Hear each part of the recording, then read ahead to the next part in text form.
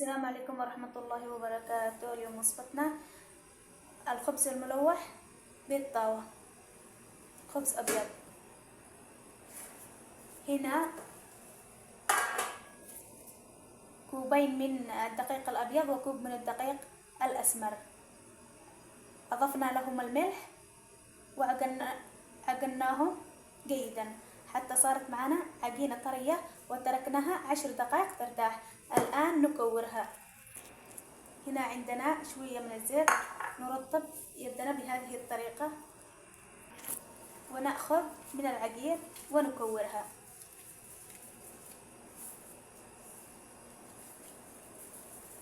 بهذا الحجم. بهذه الطريقة نكمل العجين بهذه الطريقة، نكورها كاملا.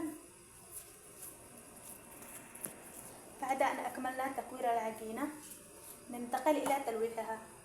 عندنا الزيت وعندنا الدقيق.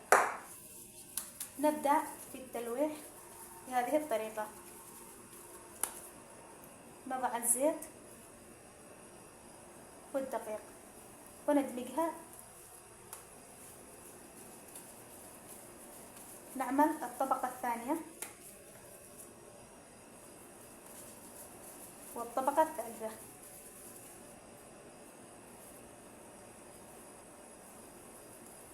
ونستمر على هذه الطريقة حتى انتهاء الكمية. هكذا التلويح.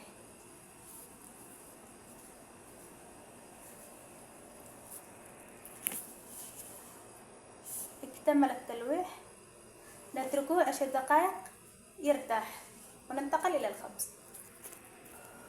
بعد مرور 10 دقائق نسخن الطاوة جيدا ونضيف لها قليلا من الزيت،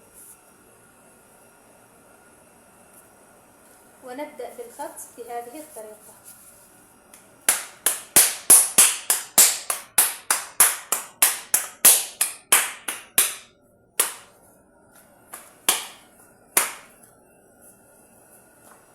نمشي من الأطراف.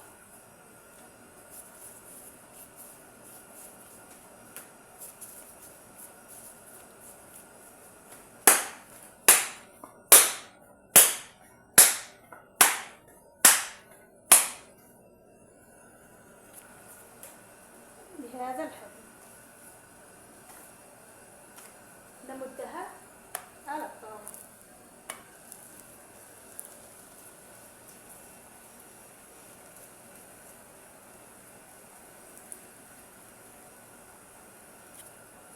نرش فوقها القليل من الزيت. يمكن تقللوا كمية الزيت أو تكثروا حسب الرغبة. نستمر في تقليب الخبز.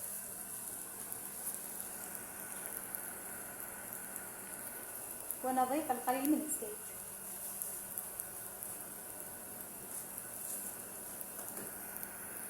بعد أن جهز معنا الخبز الأول نرفعه. ننتقل إلى الخبز الثاني.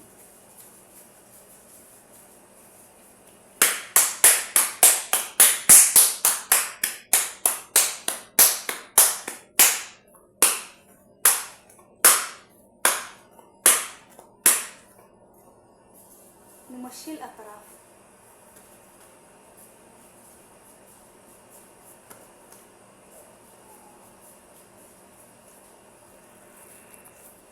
ونطرحه على الطاولة ونضيف له الزيت، ونستمر بنفس الطريقة حتى انتهاء الكمية. هذه نتيجة الخبز.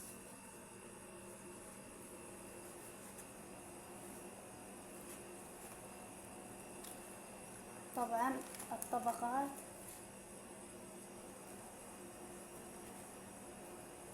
كلها طبقات جدا جدا روعة، لا يفوتكم. يقدم مع عدة أطباق.